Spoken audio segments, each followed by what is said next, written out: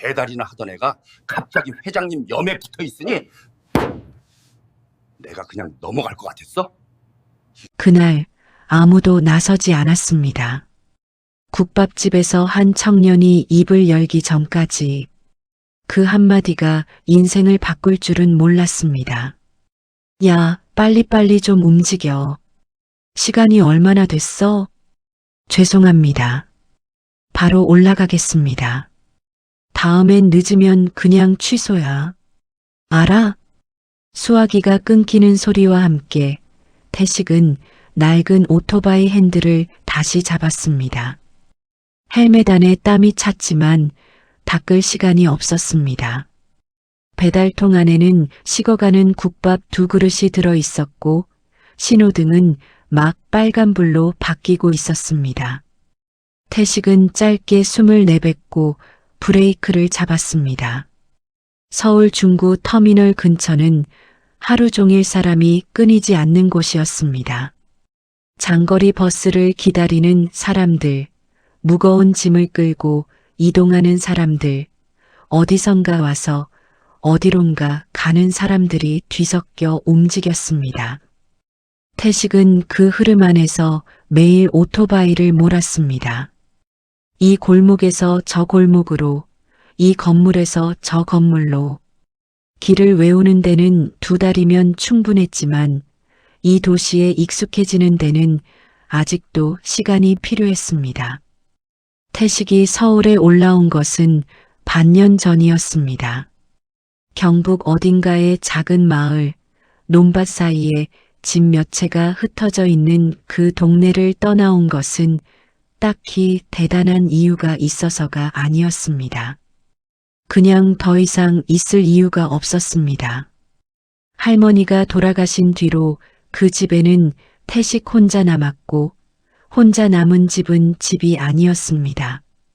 짐이라고 부를 것도 없는 배낭 하나를 챙겨 터미널 버스를 탔고 종점에서 내려 처음 눈에 띈 배달업체 전단지를 들고 찾아갔습니다. 그렇게 반년이 지났습니다. 고시원 방은 좁았습니다. 창문 하나, 침대 하나, 책상 하나. 세 걸음이면 끝에서 끝까지 닿는 공간이었지만 태식은 불평하지 않았습니다. 고시원 복도에는 새벽에도 불이 켜져 있었고 아랫방에서는 가끔 기침 소리가 들렸으며 옆방에서는 이따금 누군가 혼잣말을 하는 소리가 벽을 타고 넘어왔습니다. 혼자지만 완전히 혼자는 아닌 것 같은 느낌이 오히려 그를 안심하게 했습니다. 배달 일은 몸으로 하는 일이었습니다. 체력이 버텨주는 한돈이 들어왔고 많이 뛸수록 많이 받았습니다. 태식은 쉬는 날 없이 일했습니다. 비 오는 날도 바람이 세게 부는 날도 기온이 35도를 넘는 날도 헬멧을 쓰고 나갔습니다. 돈이 급해서이기도 했지만 사실은 쉬는 것이 더 어려웠습니다. 가만히 있으면 생각이 많아졌고 생각이 많아지면 아무것도 하기 싫어졌으니까요. 터미널 근처에는 태식이 자주 들르는 국밥집이 하나 있었습니다. 윤미자가 운영하는 가게였습니다. 오래된 간판, 낡은 테이블, 국물 냄새가 벽에 스며든 것 같은 그 식당은 태식이 이 동네에서 처음으로 따뜻함을 느낀 공간이었습니다. 미자는 태식에게 이것저것 물어보는 사람이 아니었습니다. 밥은 먹었냐, 오늘 많이 뛰었냐, 그 정도였습니다. 그것으로 충분했습니다. 그날도 오후 배달을 마치고 잠깐 들른 참이었습니다. 국물 한 그릇으로 몸을 녹이고 다음 콜을 기다리면 되는 평범한 하루였습니다. 태식은 구석 자리에 앉아 핸드폰 배달 앱을 켜놓은 채 숟가락을 들었습니다. 창밖으로 터미널 버스가 한 대 빠져나가는 것이 보였습니다. 그런데 그때 가게 안쪽에서 목소리가 높아지기 시작했습니다. 처음에는 그냥 손님이 불만을 토로하는 것인가 싶었습니다. 식당에서 가끔 있는 일이었으니까요.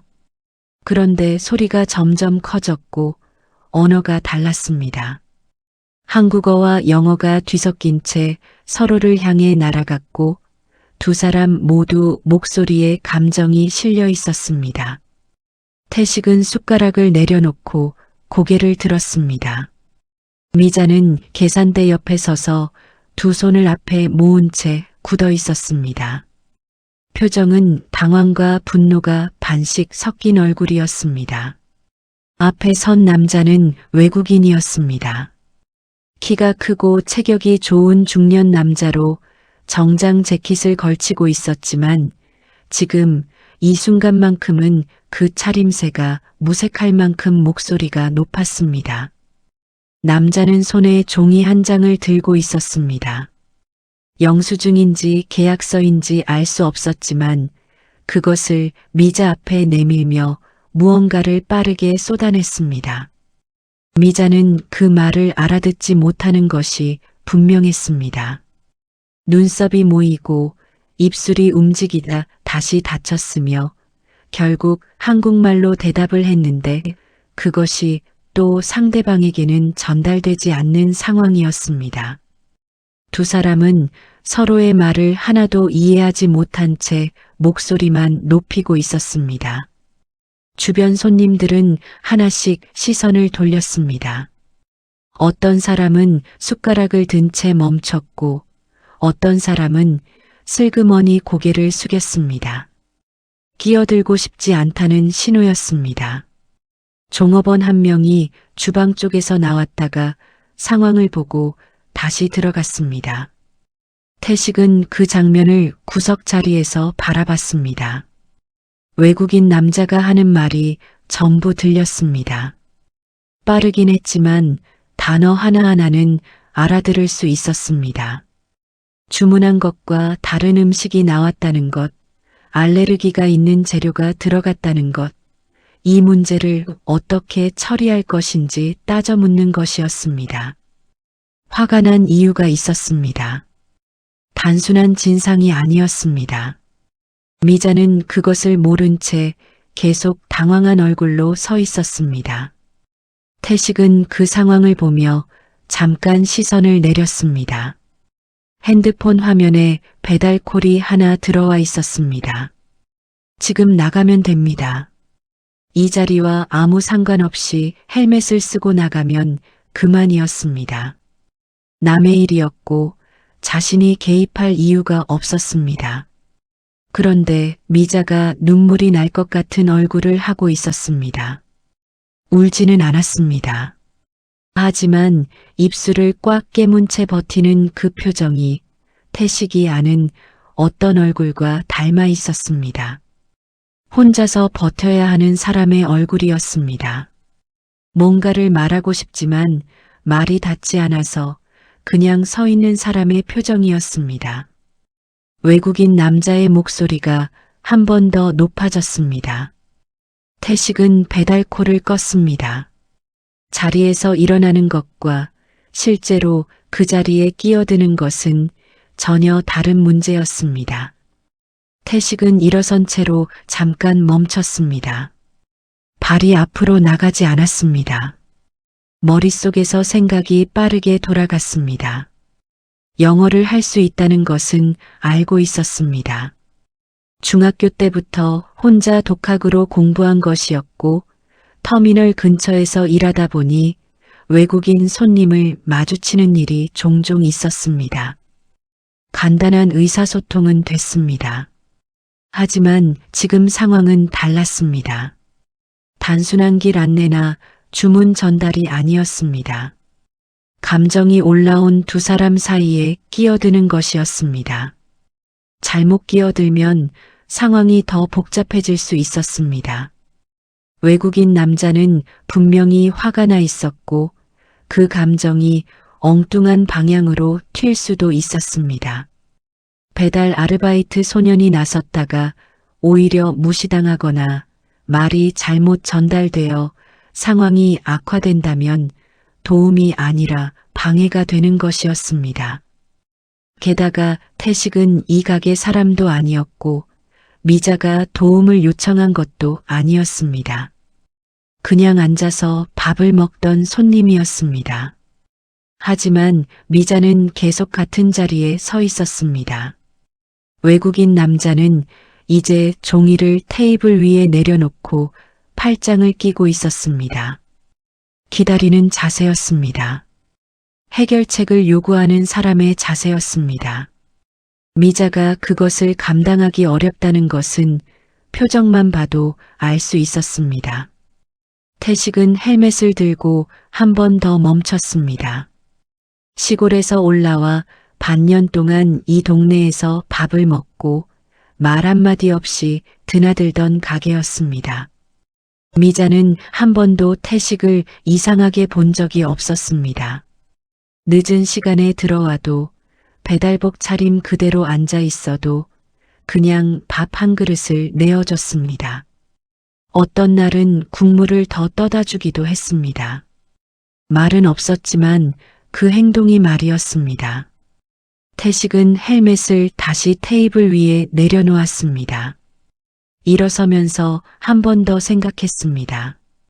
틀릴 수 있었습니다. 말이 막힐 수 있었습니다. 창피해질 수 있었습니다. 그래도 지금 저 자리에 아무도 나서지 않는다면 미자는 혼자 버텨야 했습니다. 그것이 더 싫었습니다. 발이 움직였습니다.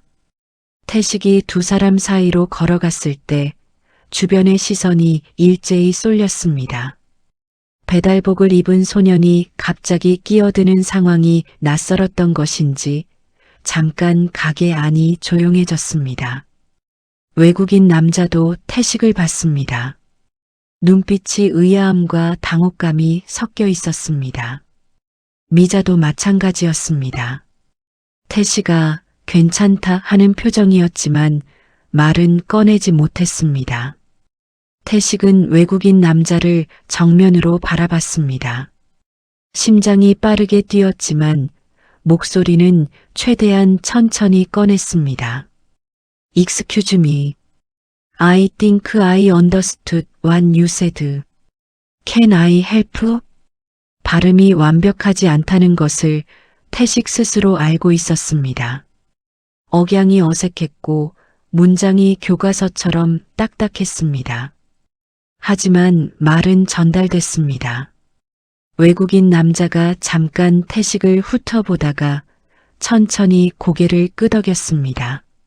남자가 설명하는 내용을 태식은 귀를 기울여 들었습니다. 주문할 때 분명히 견과류 알레르기가 있다고 말했는데 음식에 견과류가 들어와 있었다는 것이었습니다.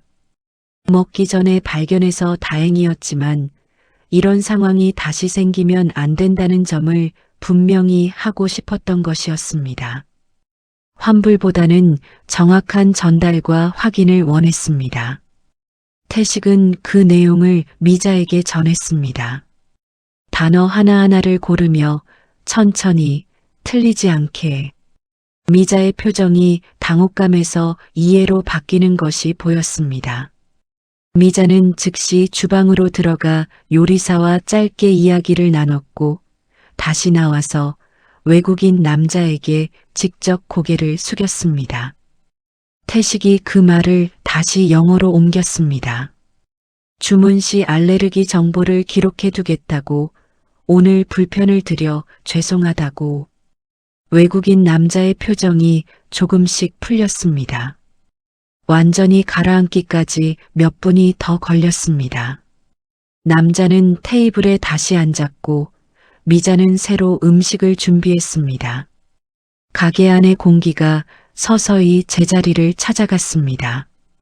다른 손님들이 하나씩 시선을 거두고 다시 밥그릇으로 눈을 내렸습니다. 태식은 자신의 자리로 돌아와 식은 국밥을 다시 들었습니다. 손이 약간 떨리고 있었습니다. 아드레날린이 빠져나가는 느낌이었습니다. 잘 됐는지 잘못된 건 없는지 머릿속에서 방금 전 상황이 다시 돌아갔습니다. 그런데 그때 등 뒤에서 목소리가 들렸습니다. 외국인 남자가 태식 쪽을 향해 뭔가를 말하고 있었습니다. 조용하고 낮은 목소리였습니다. 아까와는 완전히 다른 톤이었습니다. Thank you. That was really helpful. 태식은 짧게 고개를 끄덕였습니다. 더 할 말이 없었습니다. 그것으로 충분했습니다. 그날 이후 가게 안에서 태식을 바라보는 시선이 달라졌습니다. 크게 달라진 것은 없었습니다. 누가 갑자기 친해지거나 태식에게 말을 많이 걸어오거나 하지는 않았습니다. 하지만 분명히 무언가가 바뀌었습니다.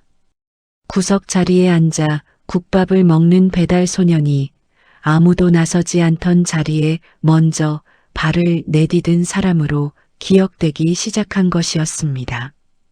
미자가 먼저 달라졌습니다.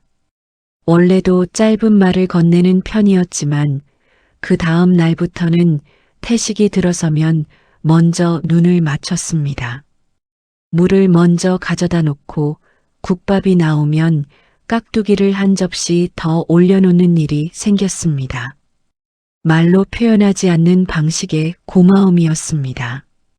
태식은 그것을 알았고 알면서도 모른 척했습니다.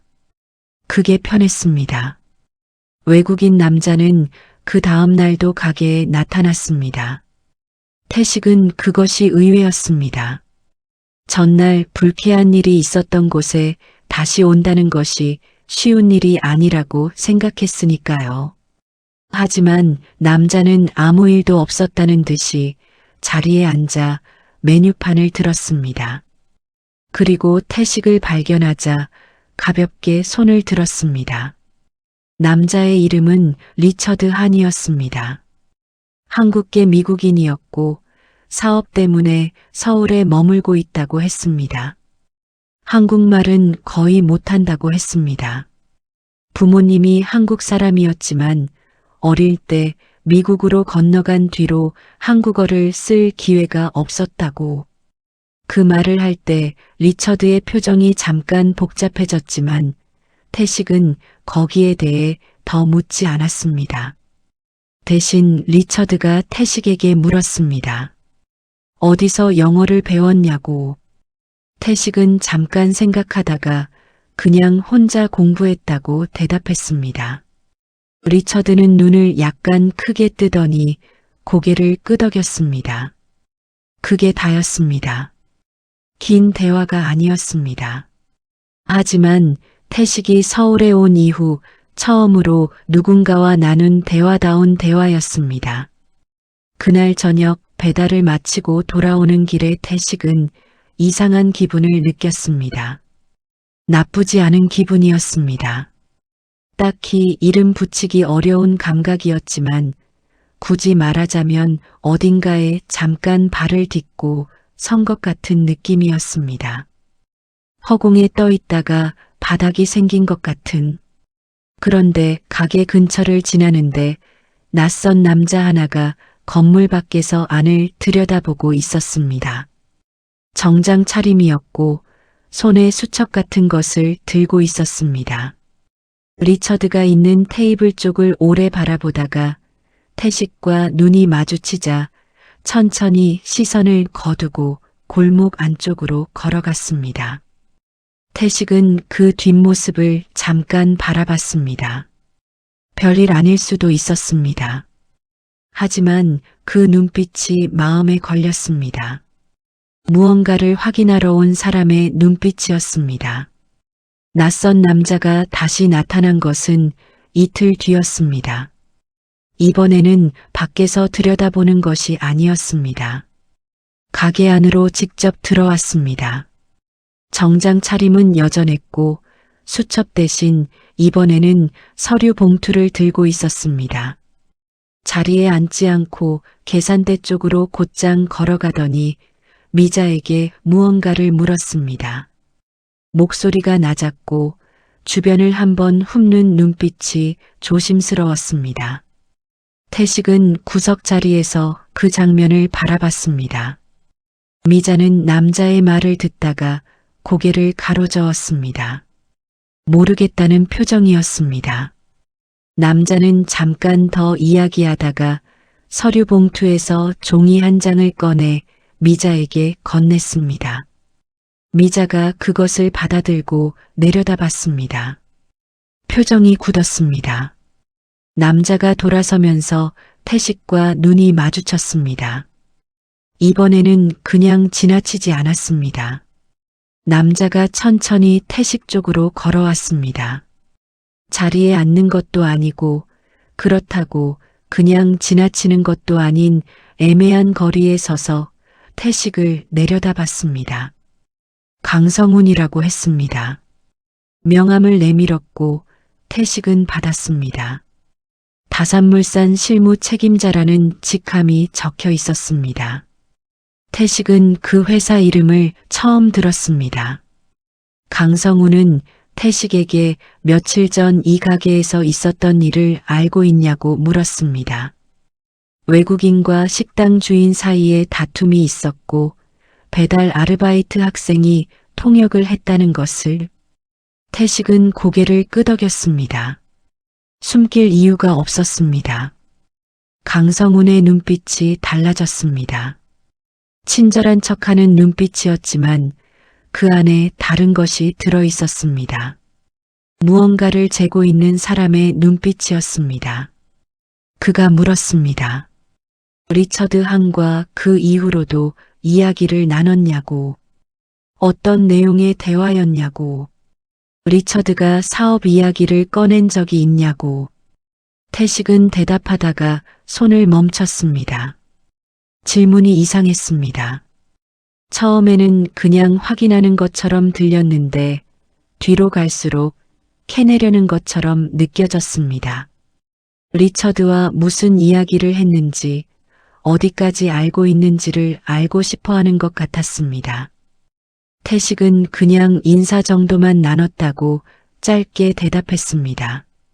강성훈은 잠깐 태식을 바라보다가 알겠다고 했습니다. 그리고 자리를 떠나기 전에 한마디를 덧붙였습니다. 리처드 한이라는 사람은 생각보다 복잡한 사람이라고. 가까이 하다가 괜히 말려드는 일이 생길 수 있다고. 아르바이트 하는 학생 입장에서 신경 쓸 필요 없는 일이라고. 그 말이 충고처럼 들리면서도 경고처럼 들렸습니다. 강성훈이 나가고 나서 태식은 받은 명함을 테이블 위에 뒤집어 놓았습니다. 미자가 주방에서 나와 태식 쪽을 한번 봤습니다. 눈빛에 걱정이 담겨 있었지만 역시 말은 하지 않았습니다. 태식도 묻지 않았습니다. 대신 핸드폰을 꺼내 다산물산이라는 이름을 검색했습니다. 중소기업이었습니다. 대표이사 이름이 화면에 떴습니다. 장만호. 태식은 그 이름을 한 번 더 읽었습니다. 처음 보는 이름이었습니다. 아무 연결고리도 없는 이름이었습니다. 그런데 이상하게 그 이름이 쉽게 화면에서 눈이 떨어지지 않았습니다. 사흘이 지났습니다. 강성훈의 말이 머릿속에서 완전히 사라지지 않은 채로 태식은 평소처럼 배달을 계속했습니다. 리처드와는 가게에서 마주치면 짧게 인사를 나누는 정도였고 특별히 더 가까워진 것도 없었습니다. 괜히 엮이지 말라는 말을 들은 뒤로 태식 스스로도 거리를 두고 있었습니다. 그러던 어느 오후였습니다. 배달을 마치고 미자의 가게에 들렀을 때 낯익은 얼굴이 먼저 와 있었습니다. 강성훈이었습니다. 구석 자리에 앉아 차를 마시고 있었고 옆에는 처음 보는 남자가 함께 있었습니다. 나이가 있어 보였고 양복이 잘 맞았으며 태식이 들어서는 것을 보자 자리에서 천천히 일어섰습니다. 미자는 주방 쪽에서 태식과 눈을 마주쳤습니다. 표정이 복잡했습니다. 미리 알고 있었던 것 같았지만 뭐라고 말하기 어려운 상황인 것 같기도 했습니다. 태식은 자리에 앉았습니다. 강성훈과 나이 든 남자가 맞은편에 앉았습니다. 강성훈이 먼저 말을 꺼냈습니다. 태식에 대해 좀 알아봤다고 했습니다. 경북 출신, 보호자 없이 홀로 생활 중, 서울 올라온 지 반년 학업을 중단한 상태. 그것이 전부라고 했습니다. 말투는 평평했지만 그 내용을 이 자리에서 꺼내는 의도가 평평하지 않았습니다. 태식의 배경이 단출하다는 것을 확인시키는 말이었습니다. 그리고 그 다음 말이 이어졌습니다. 리처드 한에게 처음부터 의도를 갖고 접근한 것 아니냐고. 배달 중에 우연히 마주친 것이 맞냐고. 태식은 아무 말도 하지 않았습니다. 억울했습니다. 의도 같은 것은 없었습니다. 그냥 미자가 힘들어 보여서 나선 것이었고 그게 전부였습니다. 하지만 그것을 설명한다고 해서 저 눈빛이 바뀔 것 같지 않았습니다. 이미 결론을 내려놓고 확인하러 온 사람의 눈빛이었습니다. 그때 옆에 있던 나이 든 남자가 처음으로 입을 열었습니다. 목소리가 낮고 조용했습니다. 강성훈에게 잠깐 자리를 비켜달라고 했습니다. 강성훈이 머뭇거리다가 계산대 쪽으로 물러났습니다. 가게 안은 점심 손님이 빠진 뒤라 조용했습니다. 미자도 주방 안쪽으로 들어가 있었습니다. 두 사람만 테이블에 남았습니다. 남자는 태식을 보며 물었습니다. 고향이 어디냐고. 가족은 어떻게 됐냐고. 할머니 손에 자랐다는 것도 알고 있다고 했습니다. 태식은 굳었습니다. 그 정보를 이 사람이 어떻게 알고 있는지 이해가 되지 않았습니다. 강성훈이 알아봤다고 했지만 할머니 이야기까지 나온다는 것은 단순한 신원 확인이 아니었습니다. 훨씬 깊이 들어온 것이었습니다. 남자는 태식의 표정을 보며 천천히 말했습니다. 자신의 이름은 장만호라고. 장만호. 며칠 전 핸드폰 화면에서 봤던 그 이름이었습니다. 다산물산 대표이사. 태식은 그 이름과 지금 눈앞에 서 있는 사람을 연결하는데 잠깐의 시간이 필요했습니다. 장만호는 서두르지 않았습니다. 복도 한가운데 그냥 서 있었습니다. 태식이 먼저 말을 꺼내기를 기다리는 것 같기도 했고 아니면 자신도 어디서부터 시작해야 할지 정리하는 것 같기도 했습니다. 태식이 먼저 입을 열었습니다. 저 찾는 사람이 있어요. 말이 나오고 나서 스스로도 놀랐습니다. 이 말을 꺼낼 생각이 없었습니다. 그런데 나왔습니다. 오래 닫아두었던 것이 이 순간 입 밖으로 튀어나온 것이었습니다. 장만호의 눈빛이 바뀌었습니다. 굳어있던 표정에서 무언가가 움직였습니다. 태식은 말을 이었습니다. 할머니가 돌아가시기 전에 남긴 말이 있었다고.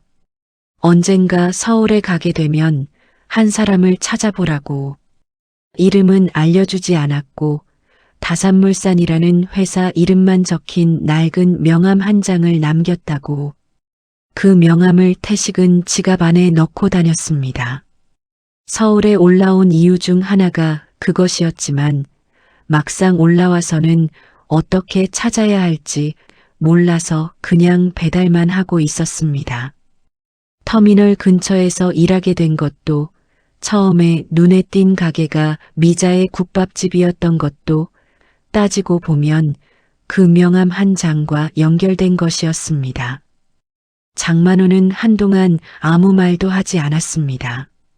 태식은 지갑에서 명함을 꺼냈습니다. 낡고 모서리가 다른 명함이었습니다. 회사 이름과 전화번호, 그리고 이름 석자. 장만호. 태식은 그것을 내밀었습니다. 장만호가 명함을 받아들었습니다. 손이 잠깐 멈췄습니다. 명함을 내려다보는 그 눈빛이 달라졌습니다. 확인하러 온 사람의 눈빛이 아니었습니다. 오래된 것을 다시 마주한 사람의 눈빛이었습니다. 복도는 조용했습니다. 강성우는 멀찍이 서서 두 사람을 바라보고 있었지만 그쪽에서는 아무 소리도 나지 않았습니다. 고시원 특유의 낮은 형광등 빛이 두 사람 사이를 비추고 있었습니다. 장만호가 천천히 물었습니다. 할머니 성함이 어떻게 되냐고. 태식이 대답했습니다. 장만호는 눈을 감았습니다. 잠깐이었지만 그 짧은 순간에 많은 것이 지나가는 것 같았습니다. 다시 눈을 떴을 때 그 눈빛은 처음 복도에 서 있던 때와 완전히 달랐습니다. 그날 밤 태식은 오래 잠들지 못했습니다. 고시원 천장을 바라보며 오늘 있었던 일을 처음부터 다시 돌렸습니다. 장만호라는 이름, 그 눈빛, 할머니 성함을 듣고 눈을 감던 그 순간 무언가가 연결되는 것이 느껴졌지만 그게 정확히 무엇인지는 아직 알 수 없었습니다. 다음 날 아침 장만호에게서 연락이 왔습니다. 미자의 가게에서 만나자고 했습니다. 태식이 익숙한 공간을 택한 것이 장만호 나름의 배려인 것 같았습니다. 태식은 배달 시작 전 시간을 맞춰 가게로 갔습니다. 장만호는 이미 와 있었고 강성우는 없었습니다. 혼자였습니다. 미자가 국밥 2그릇을 가져다 놓고 조용히 물러났습니다. 장만호가 먼저 말을 꺼냈습니다. 태식의 할머니와 자신이 어떤 관계였는지를 50년 전 이야기였습니다. 같은 동네에서 자랐고 집안 사정이 어려웠던 장만호를 할머니 가족이 여러 번 도운 적이 있었다고 했습니다. 크게 특별한 일이 아닌 것처럼 말했지만 목소리에서 그것이 장만호에게 작은 일이 아니었다는 것이 느껴졌습니다. 장만호가 서울로 올라와 사업을 시작했을 때 다시 찾아가려 했지만 이미 그 동네를 떠난 뒤였다고 했습니다. 연락이 끊겼고 수십 년이 흘렀습니다. 그러다 리처드 항과의 계약건으로 서울에서 움직이다가 우연히 그 국밥집에서 이상한 일이 있었다는 이야기를 들었고 거기서 배달 소년이 개입했다는 것을 알게 됐다고 했습니다. 강성훈이 태식을 의심한 것은 장만호의 지시가 아니었습니다. 강성훈이 독단으로 움직인 것이었고 장만호는 그것을 나중에 알았다고 했습니다. 그래서 직접 온 것이라고. 태식은 국밥 숟가락을 들지 못한 채 이야기를 들었습니다. 할머니가 왜 이름을 알려주지 않았는지, 왜 회사 이름만 적힌 명함을 남겼는지 이제 조금은 이해가 됐습니다. 찾으라는 것이 아니라 언젠가 인연이 닿으면 그때 알게 되리라는 뜻이었는지도 몰랐습니다. 아니면 찾아가기엔 너무 오랜 시간이 흘렀다고 생각했던 것인지도. 리처드 한이 가게 문을 열고 들어온 것은 그때였습니다. 장만호를 보고 잠깐 멈췄다가 태식을 보고 자연스럽게 자리에 앉았습니다. 세 사람이 같은 테이블에 앉는 것이 이상하지 않은 것처럼 그 자리가 원래부터 있었던 것처럼 리처드가 태식에게 말했습니다. 장만호 대표와는 오래전부터 알던 사이라고. 이번 계약건으로 한국에 온 것인데 사실 태식 덕분에 첫날 오해가 풀린 것이 계약 분위기에도 영향을 줬다고. 작은 일이 큰 자리를 바꾸는 경우가 있다고 했습니다. 태식은 그 말의 무게를 천천히 받아들였습니다. 모든 것이 한꺼번에 바뀐 것은 아니었습니다. 며칠이 지나고 일주일이 지나고 조금씩 달라졌습니다. 태식의 일상은 겉으로는 비슷했습니다. 오토바이를 타고 배달을 하고 고시원으로 돌아왔습니다. 하지만 그 일상 안에 예전에 없던 것들이 생기기 시작했습니다. 장만호가 연락을 해왔습니다. 밥을 먹자고, 따로 할 말이 있다고. 두 번째 만남에서 장만호는 태식에게 제안을 했습니다. 지금 회사에 마침 필요한 자리가 생겼는데 정식 직원은 아니더라도 일을 배우고 싶다면 자리를 마련할 수 있다고. 조건을 걸지 않겠다고. 해보고 싶으면 하고 아니면 그냥 가끔 밥이나 먹자고. 태식은 그 자리에서 바로 대답하지 않았습니다. 고시원으로 돌아와서 오래 생각했습니다. 이 제안을 받아들이는 것이 맞는지, 빚진 감정으로 이어지는 관계가 되는 건 아닌지, 할머니와의 인연을 발판으로 삼는 것이 올바른 것인지, 생각이 여러 방향으로 흘렀습니다. 다음 날 아침 태식은 미자의 가게에 들렀습니다. 국밥 한 그릇을 시키고 다 먹고 나서 자리에서 일어나기 전에 미자에게 말했습니다. 앞으로 이 동네에서 계속 보게 될 것 같다고. 미자는 말없이 깍두기 한 접시를 더 내밀었습니다. 그것이 대답이었습니다. 태식은 장만호에게 연락했습니다. 해보겠다고. 리처드가 한국을 떠나기 전날 셋이 함께 마지막으로 자리를 가졌습니다. 특별한 자리가 아니었습니다. 미자의 가게에서 국밥을 먹었습니다. 리처드는 한국 음식이 생각보다 훨씬 좋다고 했고 장만호는 원래 그렇다고 했으며 태식은 그 둘의 이야기를 들으며 숟가락을 들었습니다. 그 자리가 이상하게 자연스러웠습니다. 리처드가 떠나면서 태식에게 말했습니다. 영어는 계속하라고. 쓸 때가 분명히 생긴다고. 태식은 고개를 끄덕였습니다. 쓸 때가 이미 생겼다는 것을 알고 있었습니다.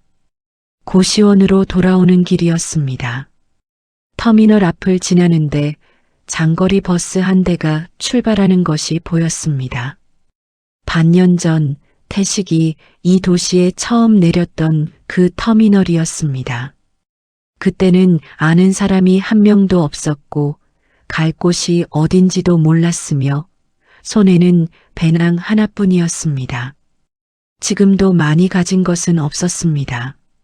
하지만 이름을 아는 사람이 생겼고 밥을 먹는 가게가 생겼으며 내일 아침 어디로 가야 하는지 알고 있었습니다. 그것이 생각보다 큰 차이였습니다. 태식은 오토바이 시동을 껐습니다. 터미널 벤치에 잠깐 앉았습니다. 할머니가 남긴 낡은 명함을 꺼내 한번 들여다봤습니다.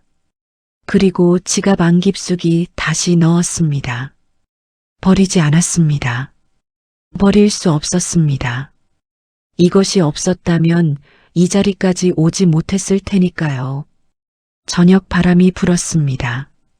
터미널 안내 방송이 흘러나왔고 어디선가 버스 문 닫히는 소리가 들렸습니다. 태식은 자리에서 일어나 헬멧을 집어들었습니다.